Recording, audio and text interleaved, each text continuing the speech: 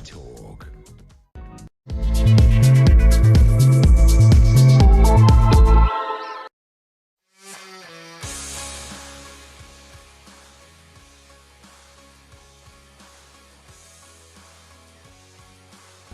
Across the UK, on DAB+, on your smart speaker, on your smart TV, and on your side.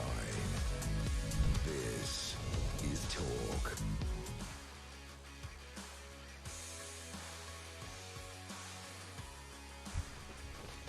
Hello and welcome along to the Final Hours and Action. It's Johnny here in the chair, and I'm standing in for Kevin O'Sullivan, who would have been much more consummate in his professionalism at his version of the 9 Hour. But here I am, fully composed and ready, because the Final Hour is always the kind of AOB, isn't it? It's any other business. And this is a mad story, isn't it? I shouldn't really say mad because I've been warned. I've been warned not to go too crazy about this. And for that reason, who better to have in the studio than our favourite barrister? It's Andrew Eborn with the $1 million smile. I thank you. AE on AOB. That's what I like. I like, yeah, you know me. Now, here we go. And it says here, a Scottish woman. It doesn't matter that she's Scottish, OK? Anyway, a woman. I suppose it doesn't matter if it's a woman. But anyway, a person who allegedly inspired the stalker character Martha in hit Netflix drama Baby Reindeer is suing the streamer for defamation, negligence and privacy violations. Her name is Fiona Harvey. She's identified herself as the woman on whom Martha is based. And she argues in a lawsuit that Netflix have called brutal lies, not just lies, but brutal lies, about her to over 50 million viewers around the world. Now, it's a lawsuit filed in California, and it seeks, listen to this, it's eye-watering, folks, $170 million. Shouldn't laugh. £132 million, a bit funny. In damages for Fiona Harvey, she claims that Baby Reindeer series falsely depicts her as a convicted criminal who spent time in prison for stalking, and Netflix has vowed to defend this matter vigorously, and it said it would stand by the right of the show's creator and star, the Scottish comedian, there we go, Scottish is a reason, the Scottish comedian Richard Gadd, to tell his story. Now, I do remember, welcome. Yes, Andrew. so it's lovely to see you It's again, John. lovely it's to see joy. you. We've actually got a little bit of something to play you, first of all, before we go and hear the rest before we speak to Andrew. Have you instructed lawyers? We've instructed them in part, but we want to explore all the options out there. There are a number of people to sue. We can't all be in 10 courts all at once. So, who else are you planning to sue? The Daily Mail. Anyone that's saying this is true and harassing me and that kind of thing. Calm down, dear. It's only a commercial. I remember years ago, Andrew. Yes. Do you remember years ago, you know 118? Of course. Right, that was supposed to be David Bedford. Do you remember? Yes, of course, absolutely. And anyway, David said, no, it's all right. It's all right. Did you get a few quid for that? I can't think remember. you obviously can. And I always say, where there's a hit, there's a writ. And you work on that sort of basis, which is good. But the great thing is, Johnny, I predicted it this time last week in this very chair. Go on. I was sat with Kev and I said, this is what's going to happen. And these are the causes of action, and we went through all the arguments there might be on the side. So just to unpack it, in this particular situation, and Piers did a brilliant interview. It was lovely to see that relevant thing there. What happened in the interview, Piers put to her, look, you put how many thousands of emails, and there was digital footprint, lots and lots of 350 hours of phone call, but also there was accusations about criminality on that sort of side. Now, she says in that brilliant interview, everybody should look it up, I didn't send all those emails, it'd be rubbish, I don't have the time to do that, didn't make any phone calls, I didn't even have his number. So very, very interesting. And I don't have a criminal thing. So those sort of facts and that she needs to establish in court, because defamation cases, the things you have to first of all do is say, look, have you been identified? Well, the series, first of all, uses a different name. Right. Yeah. And also the comedians and Netflix say they went out of their way to hide the identity. So the first thing she has to establish is that her? So the first thing she has to do in court, and there might be all sorts of arguments. But isn't a Scottish comedian saying it's actually based on something that I knew? Yes, he basically. Well, okay. no. But these are the arguments, and as I say, I've never lost a case, so you can argue both sides. So the first thing you have to do is say, is it her? So that's she needs to prove that. The second thing is you have to say, is it defamatory? Now, defamatory means it's brought her down in the eyes of right-thinking people. They've got to think less of her as a result of what's happened with these various accusations and so on and so forth. And the final thing she has to prove is, does it cause serious damage? What's happened to her reputation and so on and so forth.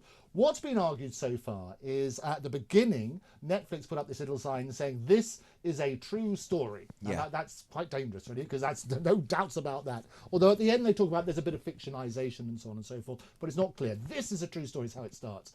She then goes on to turn around and say, well, okay, is there a defence to defamation? So the easy way of getting the defence is if it's true. So what's going to come out is all evidence-based. So what's going to happen, Johnny, is they're going to have to say, are there these 44,000 emails? Well, there will be a digital fingerprint to prove that you sent all these emails. Very easy to do. Phone calls, we can work out who's got phone calls and everything else on that sort of basis. And then look at that sort of thing. The last thing then, having established that sort of defamation, what sort of damage has she suffered?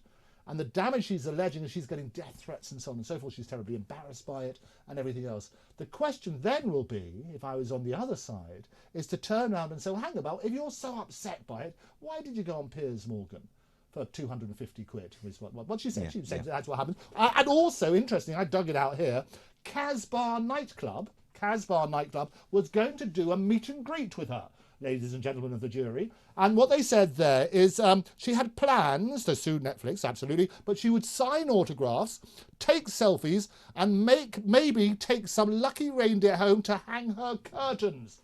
That's what it was advertised as. The event was pulled, but it will no doubt come out in the trial and say, well, if you're so offended by it, why are we going to do this? I've got to say, Andrew, you know what? I mean, Baby Reindeer to one side, this sounds like Extras, Ricky Gervais. Oh, isn't it brilliant? It's we the love same it. thing, this obsession where, you know, you go round like David Brent. Yes. You know, I used to be in, you know, the Office, you know, now I'm famous and playing. It was this sort of idea. It's totally that sort of stuff. But also what happens is this, the people who will benefit, two people who will benefit, Netflix will, for the publicity of what started out as quite a small little venture. It's got millions around the world. They talk about 50 million watching it. More and more people will now tune in, especially after today's interview. And what will happen there, look and see what's the fuss about. I can guarantee what happens in these sort of cases, Netflix have a bit of history about settling cases. I quoted last time about The Queen's Gambit. Do you remember that brilliant series? I do. So they were sued about that, but they settled out of court. Okay. So they can smell blood, these people. Of course they can, absolutely. So is she going to earn a few quid out of this, do you think? It depends. A cash cow with Baby Reindeer. You can work on that basis. What I always say is this, the people who always benefit are the lawyers. Yeah. And I depict litigation as basically, there's a cow. There's an old cartoon from the 18th century. Jay Bright did the cow. And he had litigation on there. And the plaintiff is pulling the horns of the cow. And the defendant is pulling the tail. And the lawyers are there milking it. Because the lawyers are the ones who benefit on that sort of basis. So this law firm who's taken on the case, I'm sure they will be maybe on a no-win, no-fee basis. Because I'm not quite sure she might have the money to fund expensive lawyers in the normal sort of way. Indeed. But I don't know. I don't want that to be a defamatory sin. I don't know how rich she is or other things. It's unlikely. It's very expensive. The reason it works in America with these crazy figures, and you might remember the case of Johnny Depp and Amber Heard. That's right. Very different cases. It's roughly the same sort of facts. He lost over here, but he won in the States. Gosh. And you've got the court of public opinion, where basically you're dealing with a jury who might like these things. And the damages which are awarded can be astronomical. Yeah. So Trump, for example, you had his recent case with E.G. Carroll. Do you remember that? He was like 85 million, I think it was, $85 million, or 83 thereabout, plus legal fees. Alex Jones, however, do you remember the Alex Jones case? Huge case, talking about the Sandy Hook school shooting, saying it was all faked and so on and so forth. He was ordered to pay 1.5, that's 1.5 billion. $1.5 billion as a result of it, because they had not just the damages but also the exemplary damages Which as well. sent him bankrupt? Or Well, has he got tried that to kind of declare money? bankruptcy, but I don't imagine he's got one that I don't know, but he may not have it. I think he tried to declare bankruptcy, and the court said, well, you can't declare bankruptcy for all of it, because if you've got something, we want some of it. Right. So he's lost his personal fortune. That sort of thing. I don't know how much his fortune is, but it can be huge fees. Gosh. The thing about the Alex Jones case, it shows just how high these fees can be. So she's got a bit of an uphill battle. They've got to establish those sort of facts, as I said. It's all evidence-based, but it depends on how good the lawyers are, and I predict it's going to be settled. Back here next week, and we'll see what happens. We'll have more from Andrew later on in our scheduled programming. Andrew, I've noticed hither and thither and dotted around. I always love these cases where the estate of Marvin Gaye, and they're very, very active. Yes. They go and pick on Bruno Mars. Yes. and say, you know, that record that sounds a little bit like their record, but they don't take into account the feel of the song. Okay, they take into account the chord structure and the movement. Yes. Now, there are some sort of movements in soul music where the chord structures sound similar, and in my view that Bruno Mars song and the Marvin Gaye song had different feels to them. And it goes back, there's lots of cases. Ed Sheeran's in and out of court. Yeah. I talked about that on several places. You have My Sweet Lord, George Harrison. Now My Sweet Lord and She's So Fine, I think that was an open and shut. There you go. So you because have a look at he goes, I really want to see, and then he gets a tambourine That's very out, good. and it turns into I really want, and it really Lord. Yeah. It sounds like Tamla Motown. It's totally that. He had it, didn't he? He did. He totally did. And did he lose? Well, it is interesting because there were those sort of cases. This is the way these cases work. Copyright, basically, that's what we're talking about, gives you the exclusive right to make sure that the work that you create is not copied.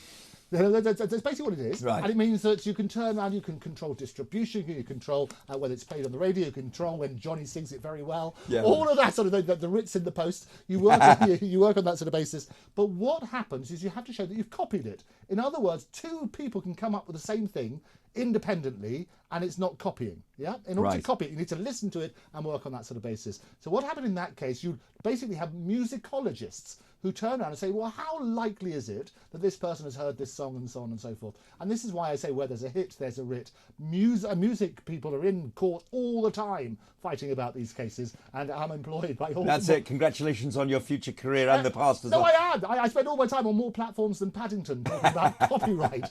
Andrew, this is brilliant because we used to have an annual poetry competition at my grammar school, and the fourth year boy won the whole competition, including the sixth form. Yes. And his title was Growing Old. Oh, there you go. Okay, and he won it because the English literature teacher said, this has shown, you know, young Timmins' intellect and maturity way beyond his 15 years. And this is how he won the competition. Are you ready? Yes. And it was printed in the school magazine. And the English literature teacher read it out at assembly, and everyone went like that because it went like this. Holding back the years, thinking of the fear I've had so long. When somebody hears, listen to the fear that's gone. Strangled by the wishes of Pater, hoping for the arms of Mater. Get me to me sooner or later. I'll keep holding on. I love it. Mike and the Mechanics was, well, he would have Simply Red, wasn't it? Exactly. Maybe they came up with it separately on that sort of thing, and it's a joy. But that's what happened. I'll tell you what, most poetry competitions in most schools involved song lyrics in some way, didn't they? And those were the days before the internet did. Exactly. And it is interesting because you work on that sort of principle. But Simply Red, you can sort of turn, and Mick Hucknall will be very impressed with it. I think he'd be absolutely delighted. Well, I think especially the way you read it. I tell you what, you're showing new talents here, Johnny. Well, Andrew, thank you very much. Poetry, I can sing, I can dance. It's absolutely What's You want to see me on Instagram? Yeah, man, you want to see me there? I was celebrating at a party last night. Not even mine. Hey. Oh yes. This is the thing about the current sort of landscape of Netflix. Basically, they are in a perpetual state of paying out of court on fiction. I'll tell you how it works. The great thing is insurance. Now, insurance is the key. You have what's called E&O, or errors and omissions insurance, for when people lose their microphones and things like that. Yeah. And you can pick it up, I'll cover.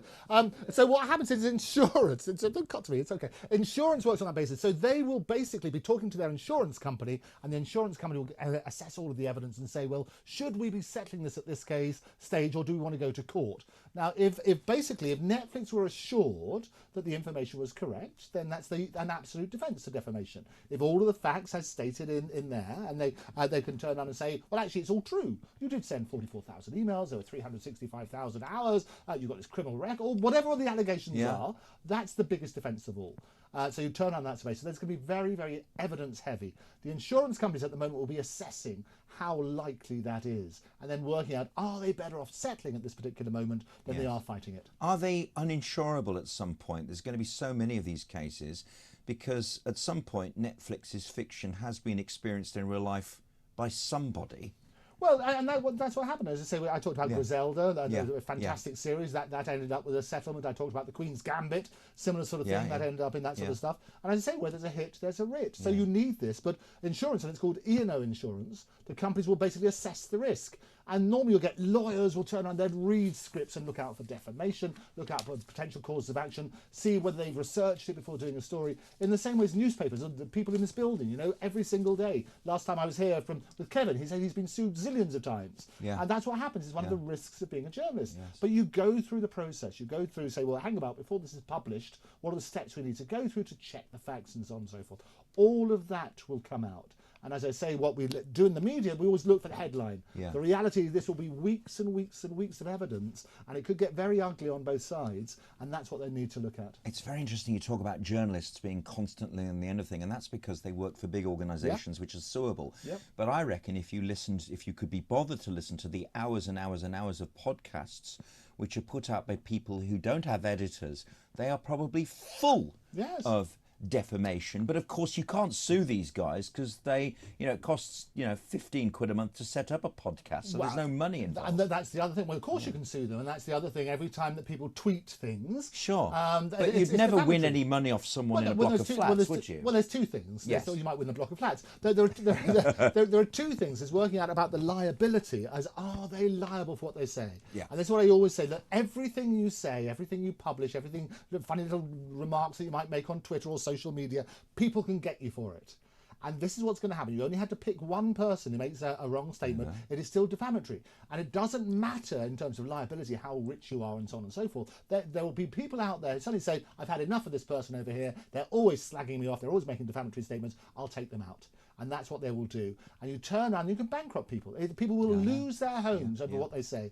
So I always say it's freedom of speech, but it's not freedom from consequences. No, that's right. And that's a very important watchword, because people spout off and they think they can get away with it, and they shouldn't. Andrew Eborn, thank you very much indeed for joining us. It's a real pleasure. Andrew, of course, barrister and broadcaster to boot.